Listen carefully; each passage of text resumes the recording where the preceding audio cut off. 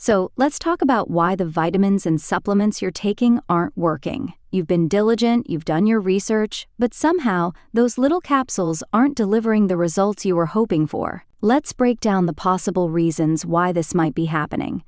Before I start, first let me talk about a little about why do we need vitamins? Can't we get all our vitamins from food? Often, it's not possible to get enough vitamins just from the foods we eat. This is especially true for vitamins like D, magnesium, zinc, and B3 niacin. Our bodies need around 180 different nutrients to function properly, and it's hard to tell if someone is deficient just by checking their blood, because many nutrients are stored deep in our cells. One big reason vitamins might not work well in your body is a lack of stomach acid. Without enough acid, your body can't absorb certain minerals and has trouble breaking down nutrients like B12, which is often found in meat and bound to protein. If there's not enough acid to break down the protein, you won't absorb the B12 effectively, 'cause absorption is key. Even if you're taking the right supplements, your body might not be absorbing them properly. Factors like gut health, the presence of certain medical conditions, and even the timing of when you take your supplements can affect absorption. For example, fat-soluble vitamins like A, D, E, and K should be taken with food to enhance absorption.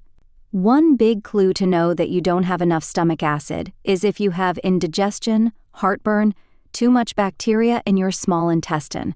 The problem with synthetics is they don't get absorbed like natural ones. Next point is, not all supplements are created equal. The market is flooded with products, and unfortunately, some of them just don't meet quality standards. So, look for third-party testing and certifications to ensure you're getting a product that contains what it says on the label. The next point I want to bring up is that taking a vitamin or mineral in isolation is unnatural and can cause problems. In nature, nutrients are never isolated. They come in complexes with other nutrients. For example, taking too much vitamin D can lead to a magnesium deficiency because these nutrients work together. It's also important to consider the form of the nutrient. For instance, folic acid is a synthetic version of vitamin B9, and you should instead take folate, the active form. The same goes for vitamin B12. Avoid the synthetic cyanocobalamin and opt for methylcobalamin for better results. Another example is vitamin A. Many people think eating a lot of carrots or spinach will provide enough vitamin A, but these foods contain the precursor to vitamin A, not the active form, retinol. The best sources of retinol are egg yolks and cod liver oil, not supplements. Similarly, for omega-3 fatty acids, foods like walnuts or flaxseed do not provide the active forms, EPA and DHA. You need sources like fish oil or cod liver oil to get these essential fatty acids. Next point, interactions with other medications. Some supplements can interact with medications you're already taking, either diminishing their effectiveness or causing adverse effects. It's crucial to consult with your healthcare provider before starting any new supplement regimen, especially if you're on prescription medications. The next point is about trying to get results from vitamins or minerals while eating a poor diet. Don't expect vitamins to make up for unhealthy eating habits. This brings us to another nutrition issue. If you are diabetic, pre-diabetic, or have insulin resistance, your ability to absorb nutrients is greatly reduced. You need to address insulin resistance or diabetes first by following a low-carb diet. Additionally, if you smoke or drink a lot of alcohol, it will diminish the effectiveness of the nutrients. It's crucial to quit smoking or reduce alcohol intake to see real benefits from vitamins and minerals. When looking at multivitamin labels, if the first ingredient is calcium carbonate, you are basically consuming limestone. The first ingredient listed usually makes up the majority of the content. This is why some multivitamins feel heavy like a paperweight.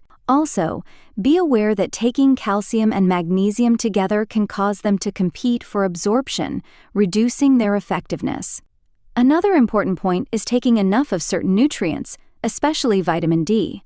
The recommended daily allowance RDA for vitamin D3 is only 600 IU, which is insufficient. This amount is based on outdated calculations. Corrected research suggests the RDA should be around 8,895 IU. Okay. So, if you're taking only 600 IU and not feeling any difference, now you know why. Alright, moving to the next, if you have a health problem, such as a chronic illness or diabetes, small amounts of vitamins won't make a significant difference. You need therapeutic doses, especially of vitamin D, magnesium, and other essential nutrients. For example, if you have peripheral neuropathy, numbness, or tingling in the feet due to diabetes, taking small amounts of vitamins, particularly vitamin B1, won't help. To treat peripheral neuropathy caused by diabetes, you need a special fat-soluble form of B1 called benfotiamine, and you need to take it in larger amounts to see any effect. Whenever you're aiming for a therapeutic effect, higher doses of nutrients are necessary, which is difficult to achieve through diet alone. This is why supplements are often required. So, if you're only taking 1 potassium tablet a day, don't expect to see any benefits. And lastly, I'd like to mention about the incorrect dosage. Taking too little or too much of a supplement can render it ineffective or even harmful. Always follow the recommended dosages on the label or as prescribed by your healthcare provider. More isn't always better, and sometimes the body can only absorb so much of a nutrient at one time. So, if you're taking any supplements and want to know about the correct dosages, you may want to watch these videos, also mentioned in the description down below. Okay, so I hope I shed some light on why vitamins might not be working for you and give you some knowledge on what to do to get your vitamins to work better. Thanks for watching. Please subscribe for more.